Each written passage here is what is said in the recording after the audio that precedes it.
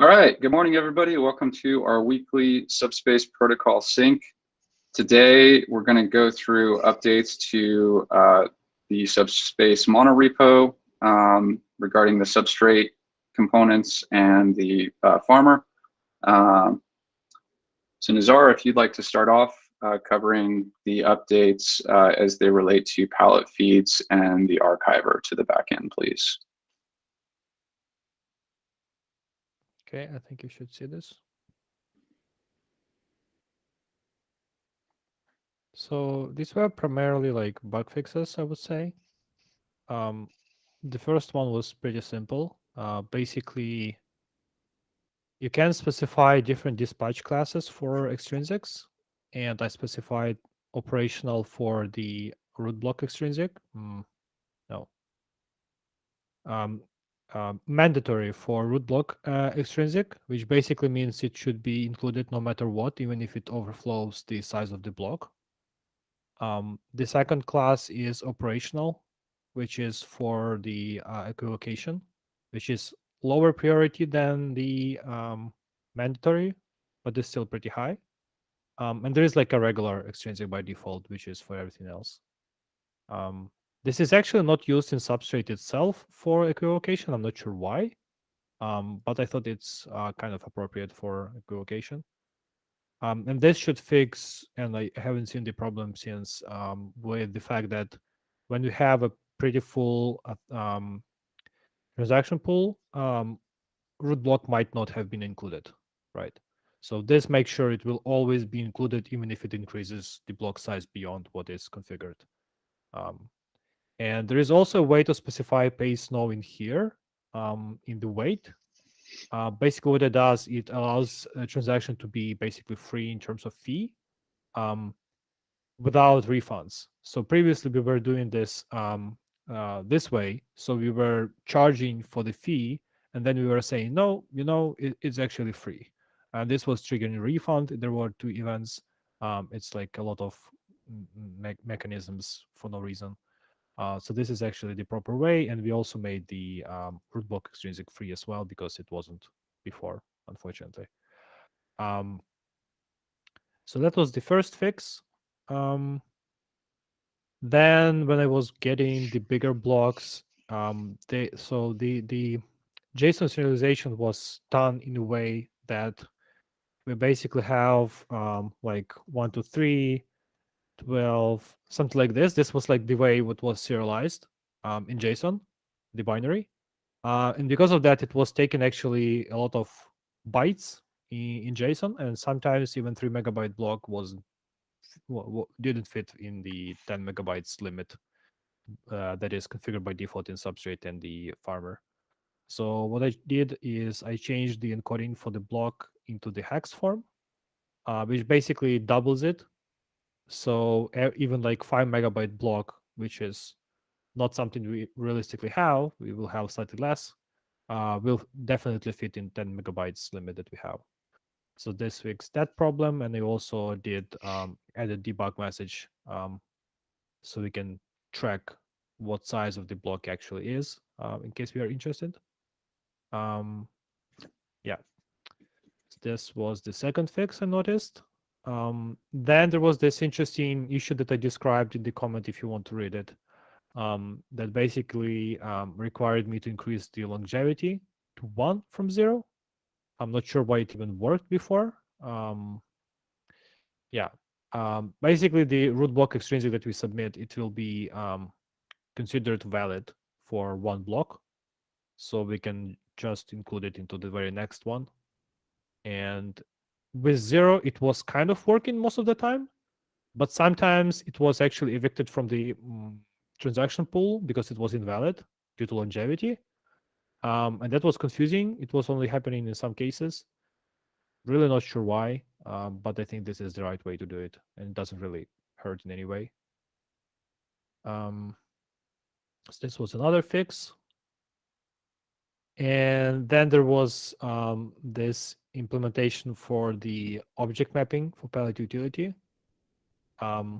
Basically, previously we had this implementation that was going through all of the extrinsics that we have in the block, it was trying to find extrinsic that belongs to the palette feeds, and then it was trying to find whether there are any objects in it. In here, what we are doing, we are going through all of the extrinsics, and we are looking for either palette feeds or palette utility. The actual meat was decoupled into the separate function. And then when we meet something that is palette utility, we look inside of it. And if we see the nested call that is for the palette feeds, then we will look into that and create a mapping from that. So regardless whether it's root extrinsic or nested into the palette feeds in any of the calls it supports, it will still be object mapped correctly. So this is useful with recent relayer changes where we do actually batch transactions for objects. Yeah, these are all of the fixes on these on the node side.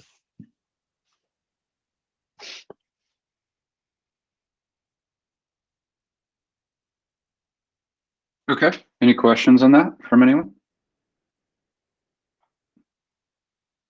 Is that clear to you, Serge? How that changes the backend? Yeah, I have a question about the attribute, the change with pays no. So now we have an attribute, right? But we still Yes. have weight. Yes. So we still need weight, but it's just no refund, right? Weight is always necessary. Otherwise, we mess with the way Substrate tries to build blocks. Okay. Ideally, it should be correct. In our case, it's not correct, but at least it's there. Yeah. Okay. Thanks. So this basically consumes some of the max weight in the block, but you're just getting it for free, effectively. Yeah. Yeah. So if you were to exceed the weight of the block, some of the transactions will be left in the transaction pool for the next block. This is why we have the weight, so that block production can actually work in real time. Yeah.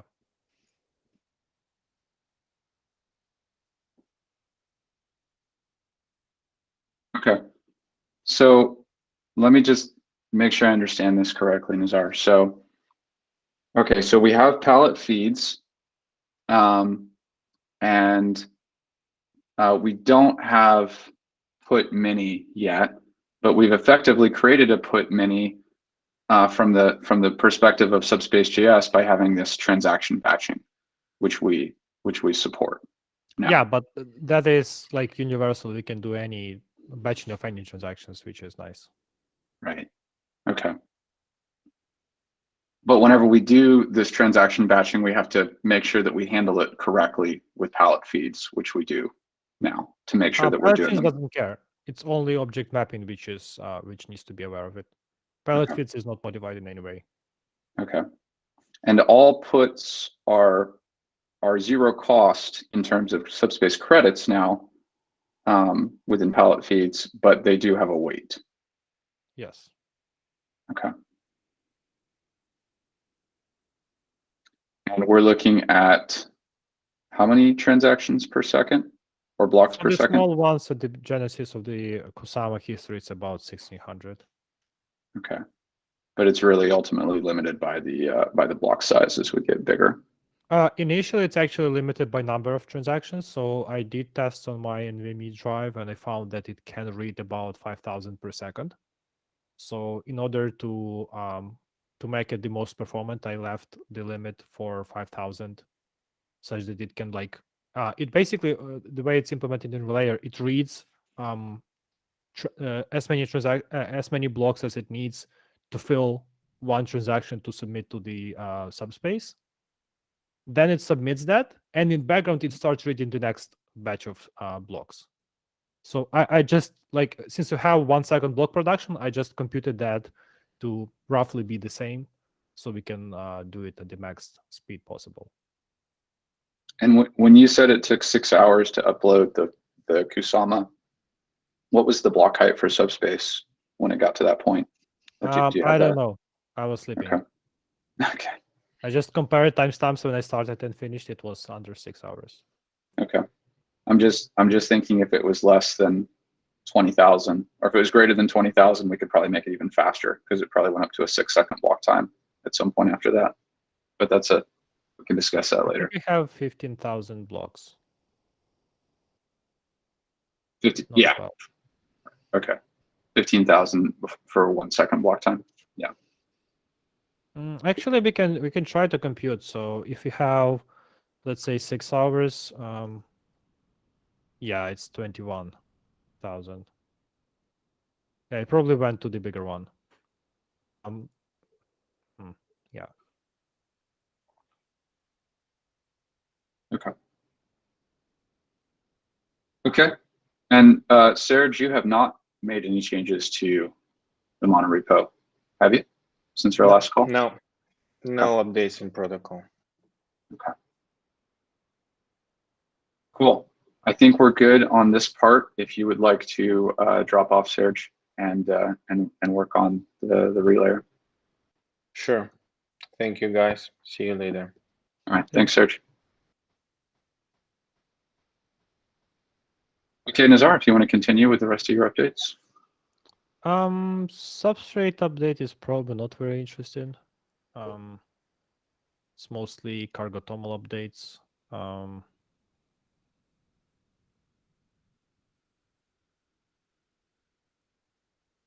There was small update here because the light client was removed. And accordingly, I had to update some things here. And light client was removed. And the So let's talk about that for a second, for the light client removal. So they don't support light client unless you use this third-party tool, but that third-party tool, or that third-party, not third-party, but that external library doesn't work with our consensus. It only supports like Babe and Aura. Okay, so there are actually two things. One is Substrate Connect, which is the thing that runs it, basically runs a light client of Substrate in the browser. But it actually, under the hood, from what I understand, uses small dot, which is another client, client inside of the client. And this one has certain goals. So they made design decisions. One is no native runtime, just WASM, and no pluggable architecture. So it only supports Bape or Grandpa. They don't care about anything else. If you want, fork it and modify it. So potentially we can try to modify it, but this is like the whole different area, and there are like different people working on it. And the small dot, I think, is just like a front end, I guess, application. It's almost entirely TypeScript. Just runs that WASM inside of the browser.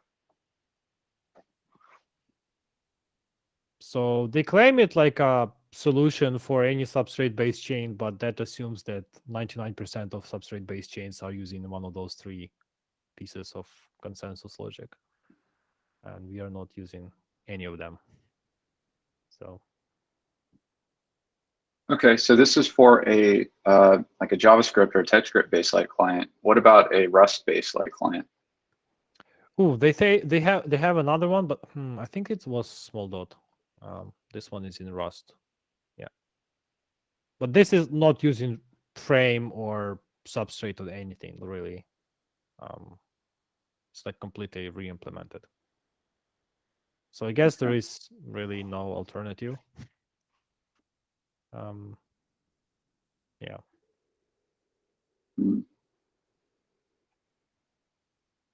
There are still some pieces of light client left in the substrate, but from what I understand, they will be doing some big refactoring soon, and that will be cleaned up. They just removed some of the public APIs. Yeah, we're going to have to sort this out soon because all of our scalability basically depends on the ability to run light clients, because you're effectively running light clients of different shards as an executor or as a farmer in order to make it work. I thought it was like purely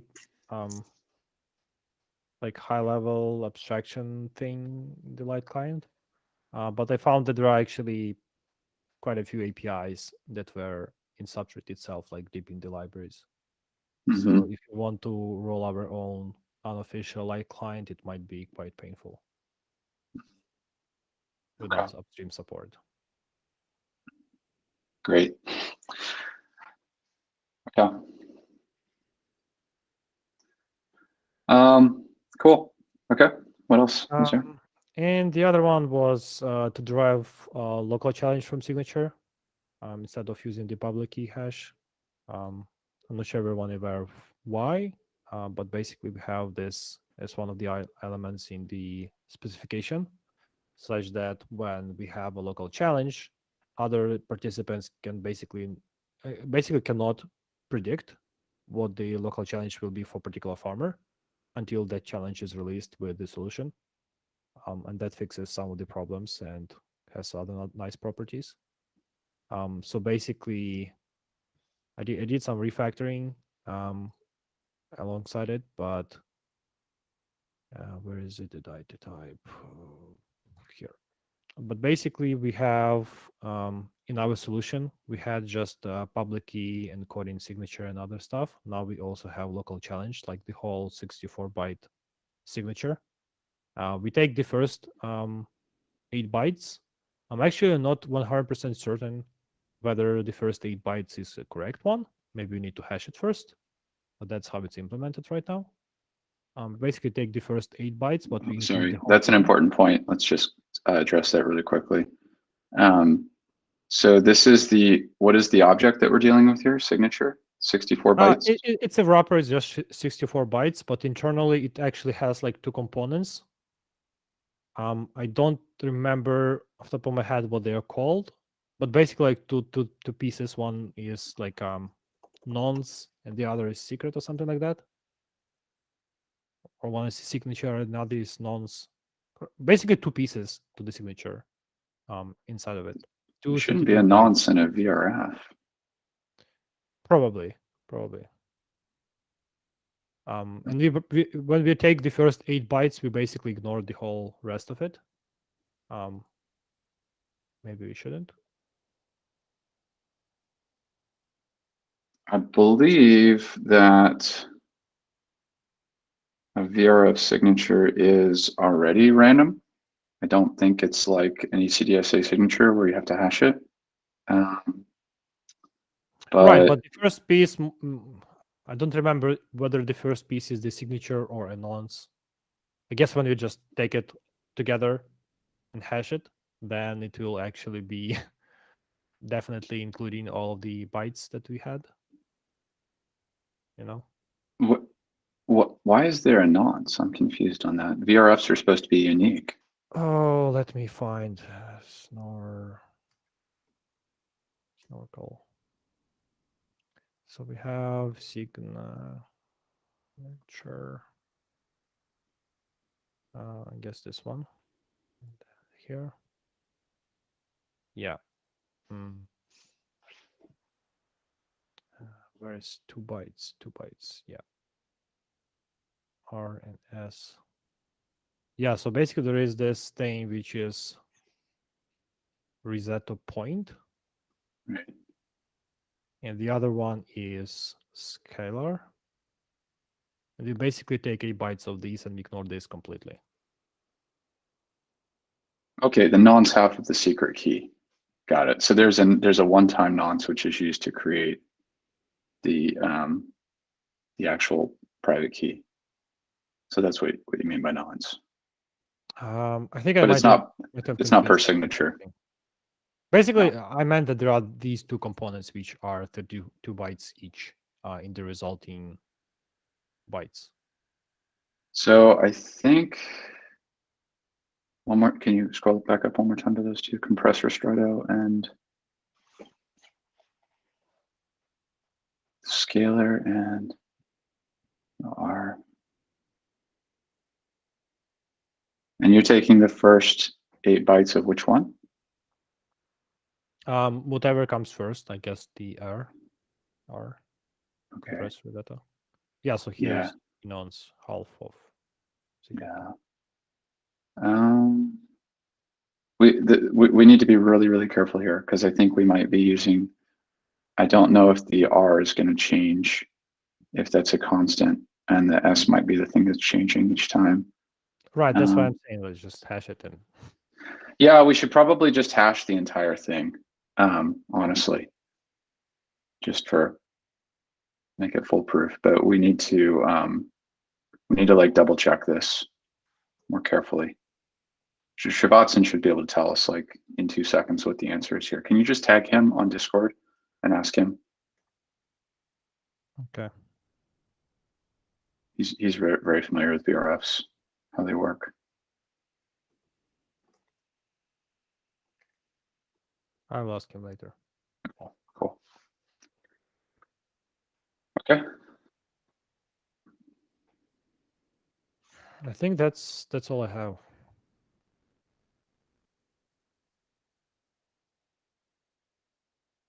Cool. Any questions for Nazar?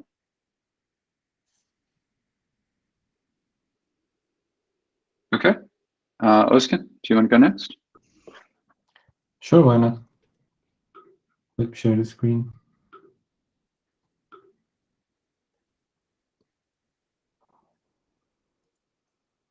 Okay, so this PR is ready, but it's not ready because every 1 hour or 3 hours there's a new merge happening and I have to resolve conflicts or merge it. But basically, let me go over the picture. So this is focusing on abstracting plotting, and farming was already abstracted. And because of that, now both are ready. I'm also modifying farm.rs, which is the CLI. And I want to talk about this specifically. If you don't think this is necessary, you can just ignore it. Or if you think this is helpful or necessary, I can work more on that as a next PR. So if you can read, that would be wonderful.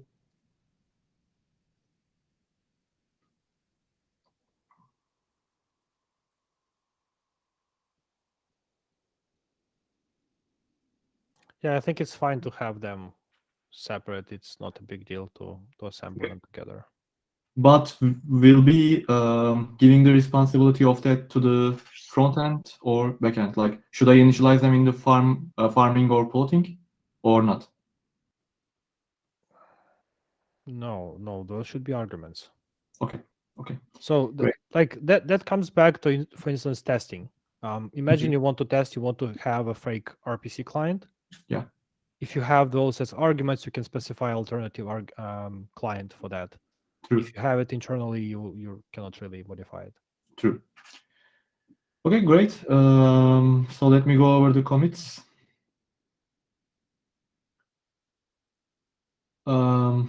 It's pretty simple. Like, all the plotting related functions are moved to a new file in here, and as you can see, it's pretty long. So no Didn't we need go to through this in the last call, Ozgun? Did we? Are these new? Was it farming or plotting? Maybe it was farming I'm thinking of. Probably farming. Okay, if this was committed recently. Okay, sorry. Go ahead. I rebased it, but probably these are not covered. Okay. Go ahead. So in here, we are in the CLI. So instead of calling all the functions, we are just calling the start function of the new abstraction.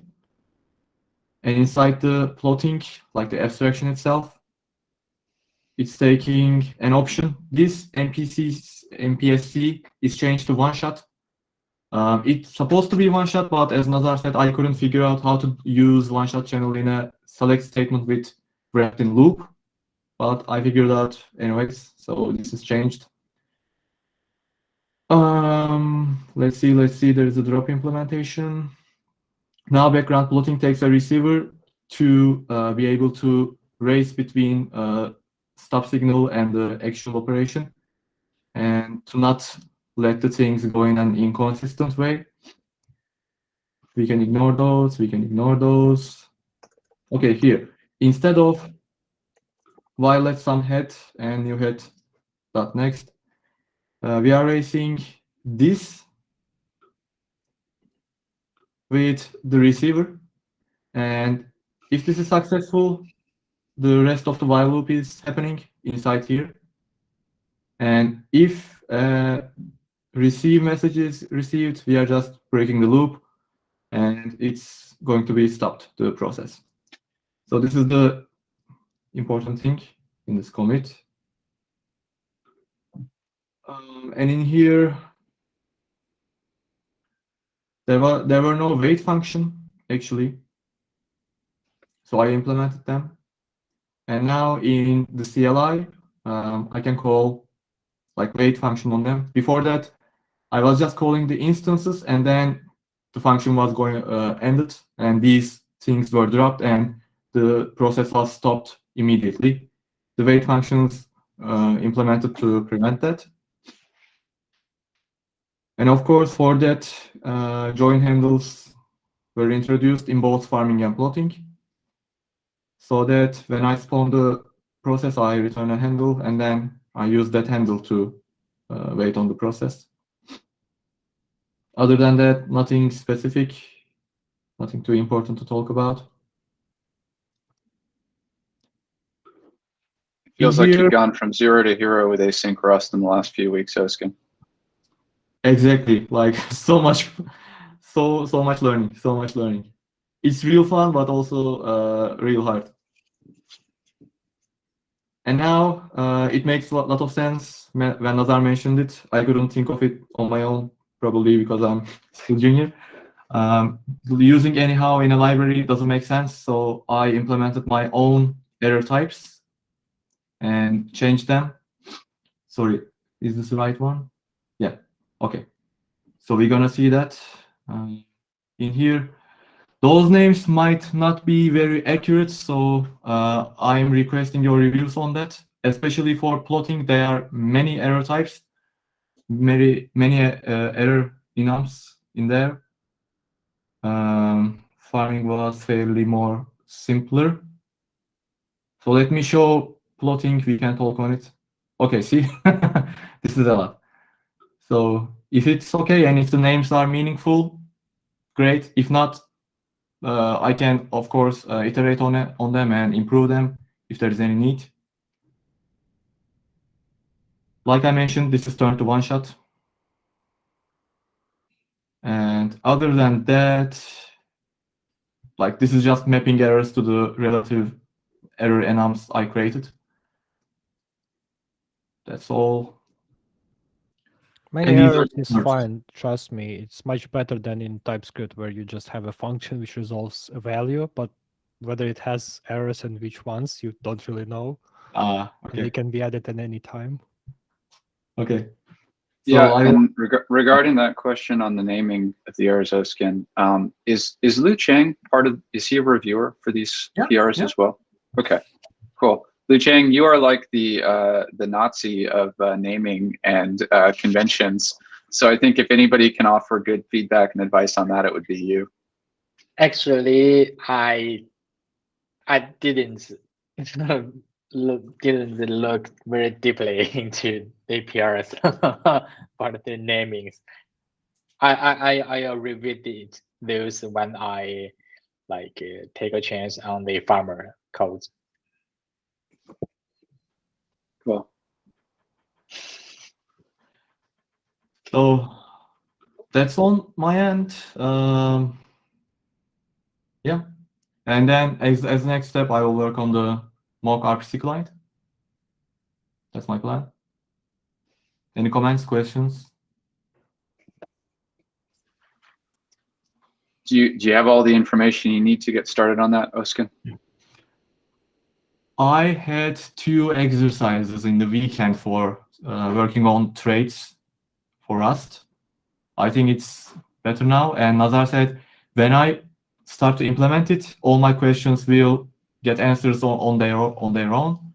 So my first plan is to start it, and then if I'm stuck on anywhere, I'll just ping Nazar. Is it okay? Okay. Is it a good plan? Yeah. Okay. I think that's the way to do it. Looking forward to seeing what you have for the Wednesday call. Okay. Okay, any other questions for Ozgun?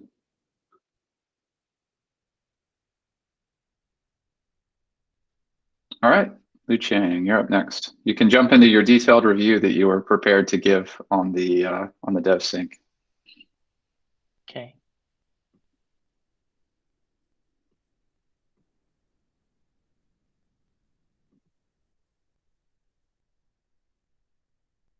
So can you see my screen? Yep.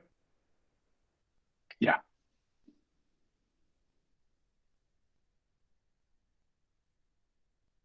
So last week I have five PRs get merged.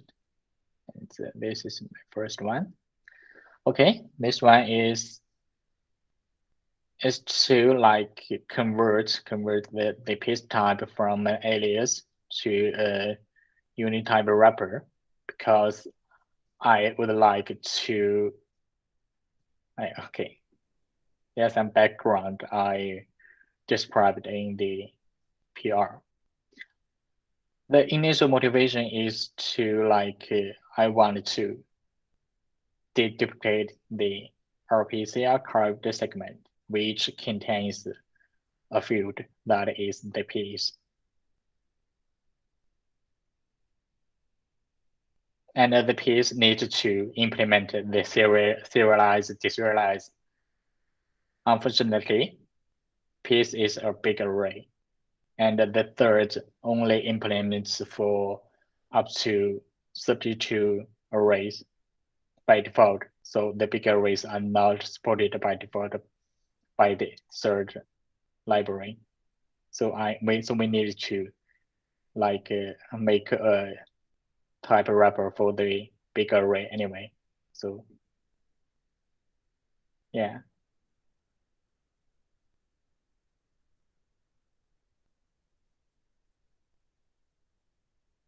And here is like we just implemented some required trees for work.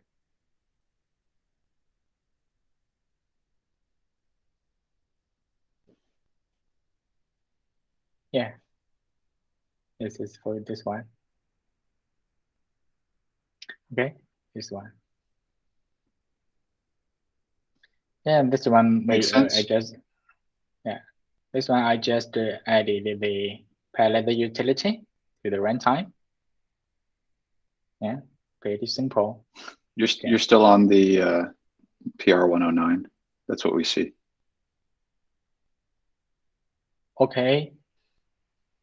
I think there's some network Oh, delays. maybe your screen's frozen. Okay, no worries. Keep going. Okay. We are seeing the 110, the number 110. So yeah, another simple PR, just to add the palette utility to the runtime.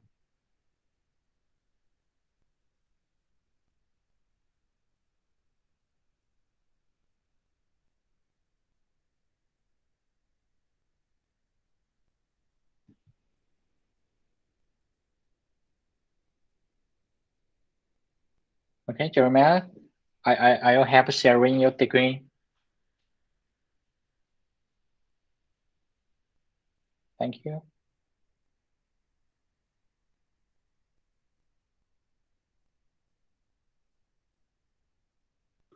Jeremiah, you are muted, by the way. We can't hear you.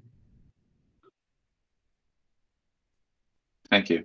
Sorry, guys. Yeah, I'm sharing my screen just to help you out. Oh, I stopped sharing. Oh, okay. I try again. That's okay. I got it.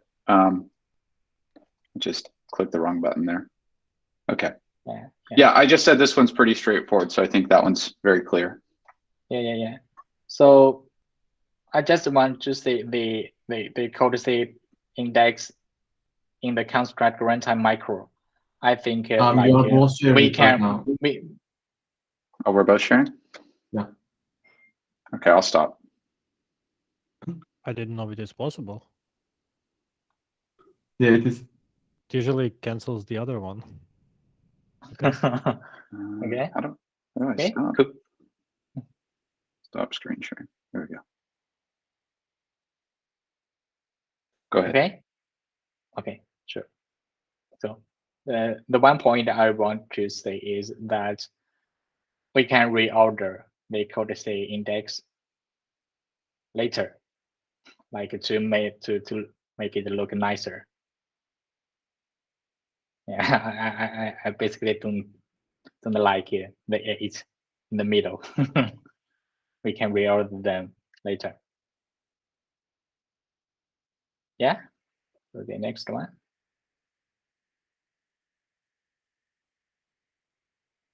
Okay. Pretty trivial.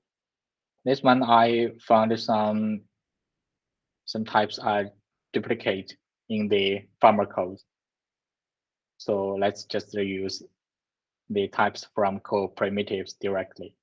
So this file will be unnecessary. Yeah.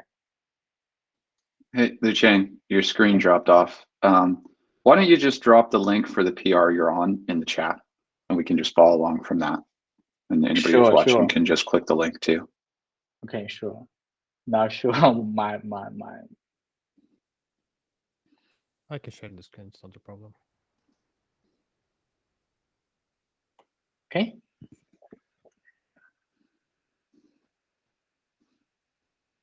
So let's look at the 100 and the 55. In this one, I've done the the duplicate types about the RPC.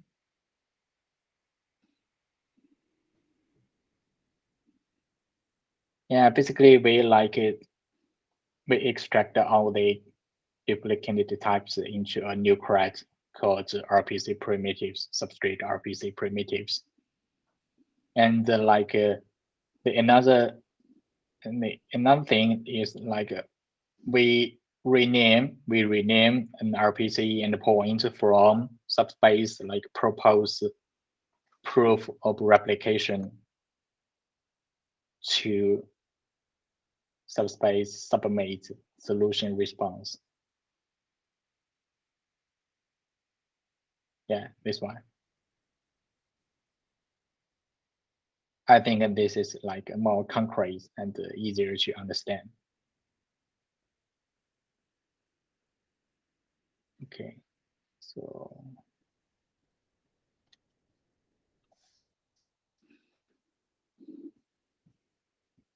yeah, it should be pretty straightforward to understand.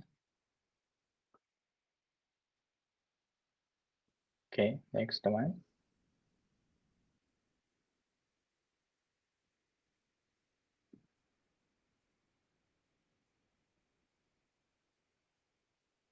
Okay, the next one is some cleanups to the palette subspace.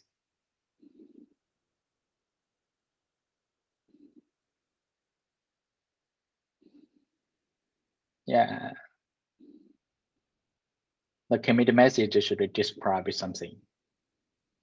The first thing is I renamed a storage item from the Merkle roots by segment index to just records root.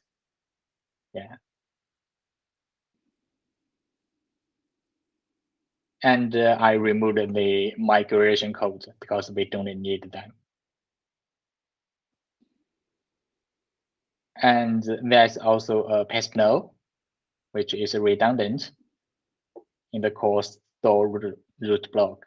And I just removed that.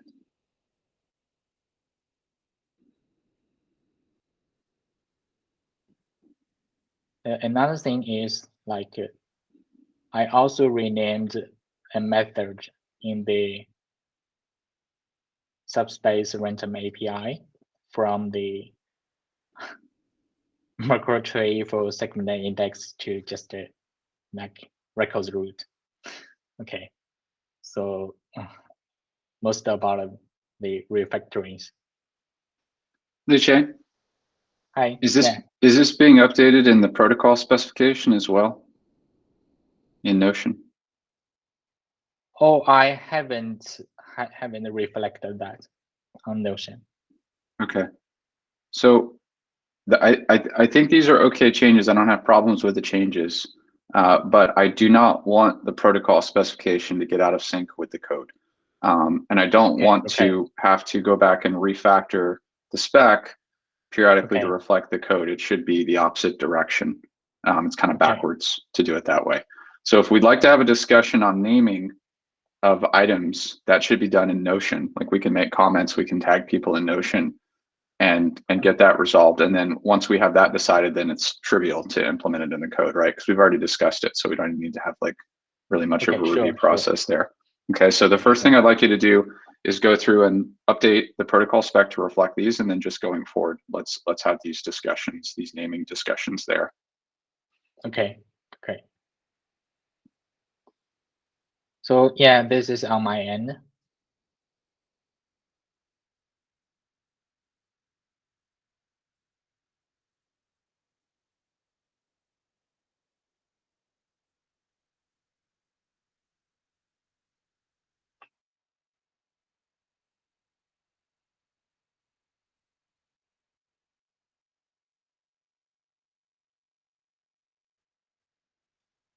Any updates on this documentation, Pierre?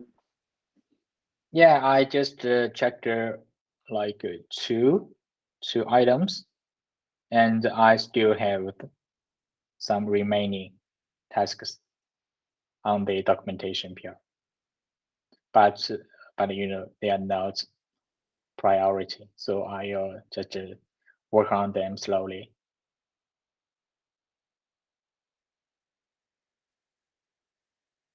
Okay, great. Any questions or comments for Liu-Cheng? Okay, and what are you going to be working on going forward, Liu-Cheng? Yeah, the next thing is I would like to working on the Genesis archiving. No, the Genesis archiver refactoring, and another, of course, the decoupled execution. Hopefully we can start the codes this week. Yeah, that would be wonderful. Okay. Nazar, you and I had talked about this, I remember several weeks ago or a month ago, about that you had wanted to refactor the Genesis archiver to be more streamlined. Is that what Liu-Cheng's talking about here? Exactly. Okay, great, I understand. Cool.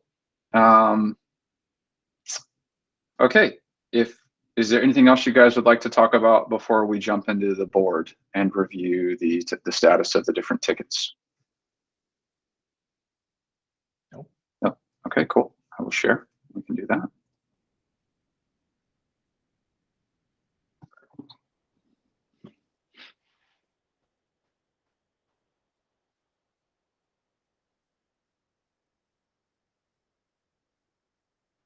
Okay.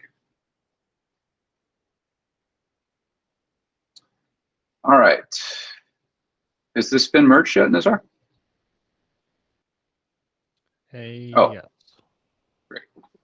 Let's go ahead and complete this. All right. This has also been merged, right? Yeah. Okay, awesome. Okay, so this is in progress. This is what we just discussed. There's a few more left there. Okay. This is basically done, isn't it? I guess we can close it. I think we have a few tickets about this in the other board. Yeah. Yeah. Because you've gotten it working. Okay, this is done as well, right? Yeah. This has been merged. Great. Okay, so you're working on this, Liu-Cheng. You're also working on this.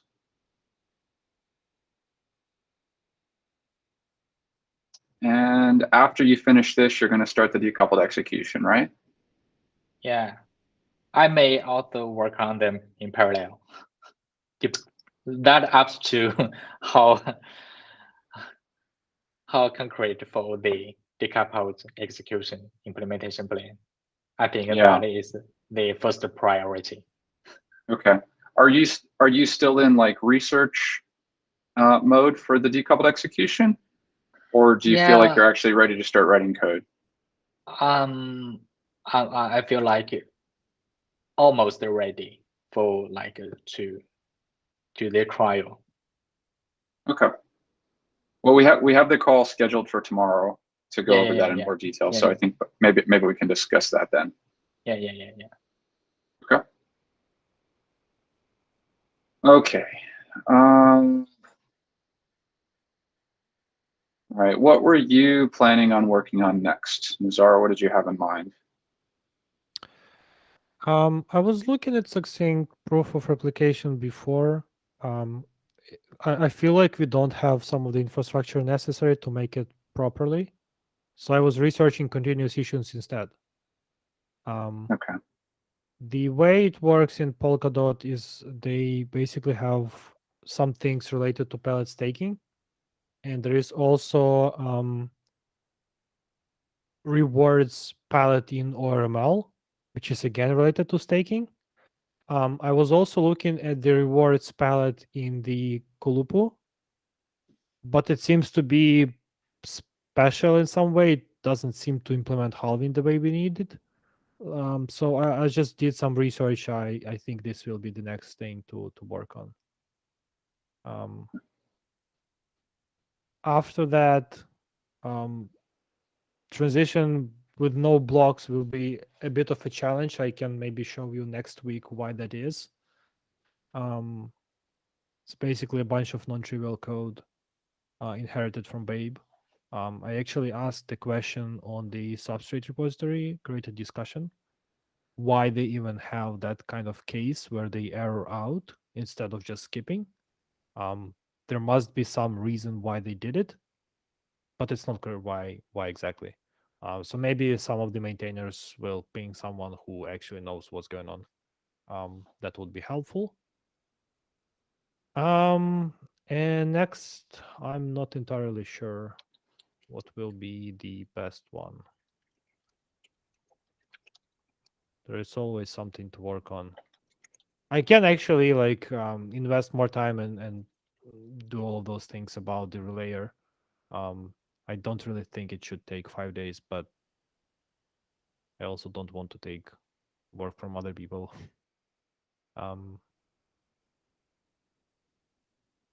Okay. On continuous issuance, so you're saying you would just like to at least have an architecture that supports halving in the future, even though we're not going to implement that right now? I have no idea right now. I'm just looking at what other people are doing because it seems like a solved problem to me in general. Mm-hmm. But so far, I didn't find, at least like from the code reading I didn't find something that is exactly what we need. Okay. So if you are fine just issuing one SSC per block and no other rules whatsoever, I think it would be easier. Yeah. Also, I'm thinking, how do we organize all of the all of the token supply between some kind of treasury and grants and the tokens that will be issued per block, because we have like the upper limit basically, right? So we have like this all amount and we need to basically slice it into like a pie chart. So whether we can somehow define that pie chart on Genesis and basically like pull one subspace credit out of specific like section of it every block or something like that. How that would actually work. Okay.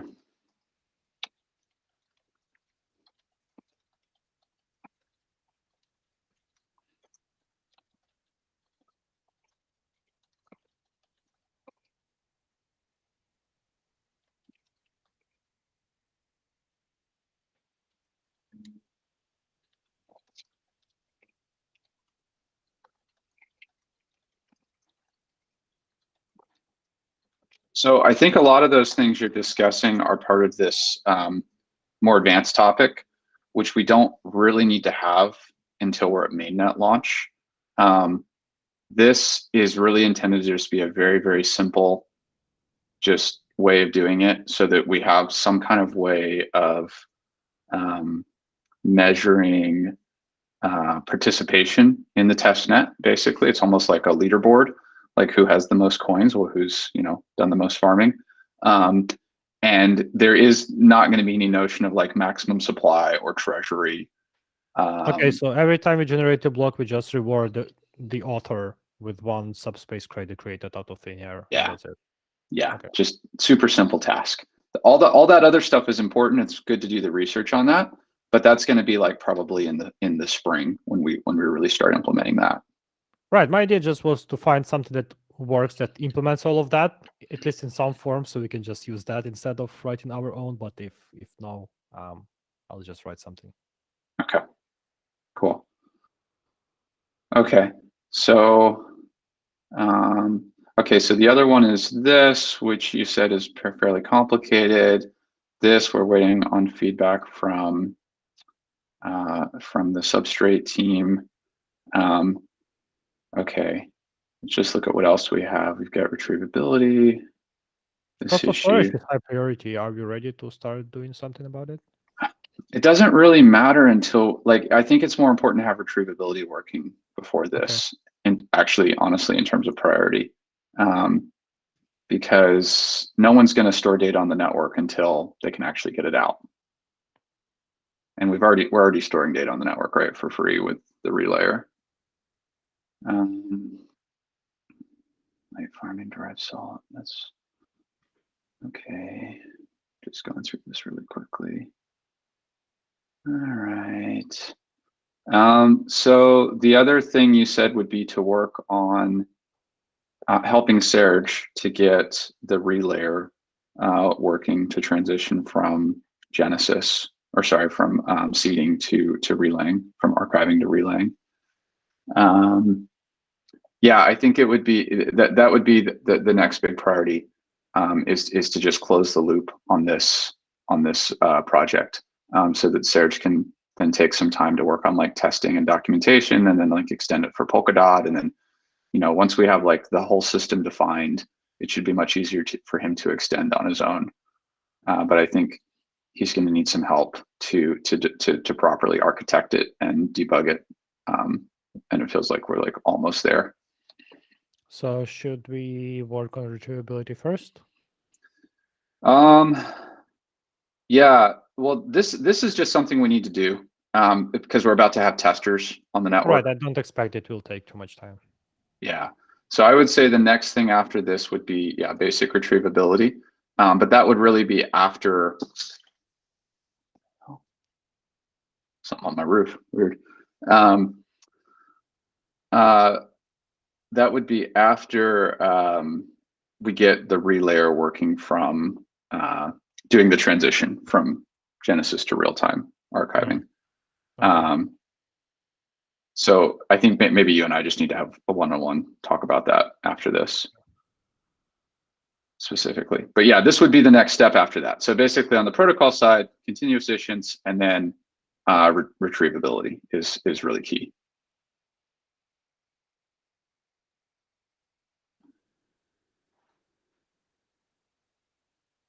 And this is going to overlap with what you're working on, Ozgun, as well, as we get as you finish with this mocking. Okay. Yeah, so like at a high level, what we have to be able to, checking the time here, okay, good. What we have to be able to really do here,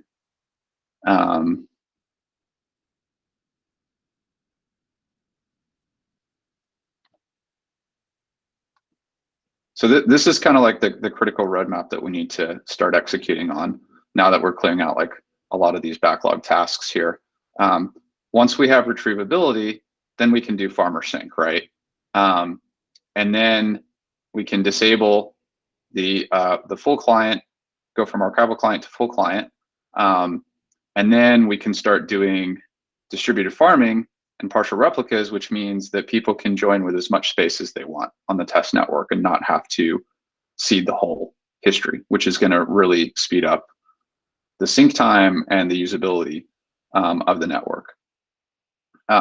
So this is kind of the critical path that we need to transition to working on. And I see this as being kind of you, like Nazar, you leading and Ozgun helping out with a lot of this stuff. Hopefully we can get to the point where maybe you're working more on the Substrate client side, Nazar, and Ozgun, you're doing most of the code work on the farmer side to get these two in sync. But this is something that we absolutely have to have, like number 6, before incentivized testnet, and even before, really, because we don't want to test it. We don't want it to be tested on incentivized testnet. We'd like to at least have it running for a few weeks on non-incentivized testnet before we launch an incentivized testnet with this.